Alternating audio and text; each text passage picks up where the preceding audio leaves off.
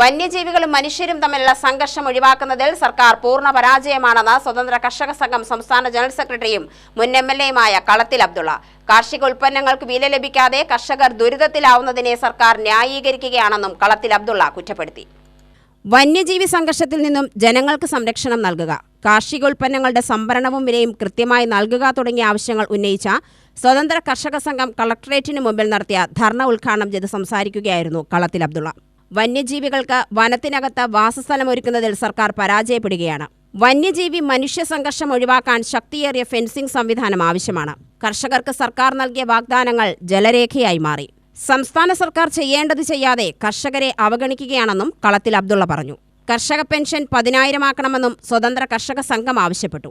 സാധനങ്ങൾക്ക് വില കിട്ടുന്നു എന്നല്ല, മറിച്ചവർക്ക് ജീവൻ നിലനിർത്തണമെന്നാണ് ഏറ്റവും പ്രധാനപ്പെട്ട പ്രശ്നം. അതിൽ തടസ്സമായി നിൽക്കുന്നത് മേനും എനിമലും തമ്മിലുള്ള സംഘടനമാണ്. മനുഷ്യനും മൃഗങ്ങളും തമ്മിലുള്ള സംഘടനമാണ്. ആ സംഘടനത്തിൽ ഏറ്റവും കൂടുതൽ നഷ്ടം വരുന്നത് ബഹുമാനിരായ സാധാരണ മനുഷ്യർക്കാണ്. ഇന്നലെ ഗൂഡല്ലൂരിൽ ഒരാളെ ആന ചവിട്ടിപ്പോയി. അതോടൊപ്പം തന്നെ പാലക്കാട് ജില്ലയെ സംബന്ധിച്ച് വാളയാർ മേഖല ഏറ്റവും രൂക്ഷമാണ് ആനപ്രശ്നം.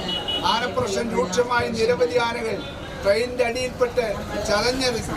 അതുകൊണ്ട് ബഹുമാനപ്പെട്ട നമ്മുടെ ഗവൺമെന്റ് ചെയ്യേണ്ടത് നമുക്ക് ഒരു സ്ഥലം ആനകൾക്ക് വേണ്ടി പ്രത്യേകം നിയോഗിക്കണം.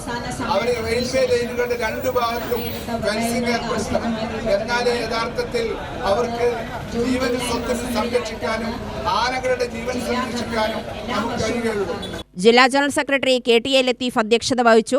രാഹുൽ മാങ്കൂട്ടത്തിൽ MLA, STU ജില്ലാ president MM Hameed, S Kumaran, PM Mujeeb Rahman, AM Saleem, TA Aboobacker, Saidalavi Poolakkad, Syed Meeran Babu എന്നിവർ സംസാരിച്ചു.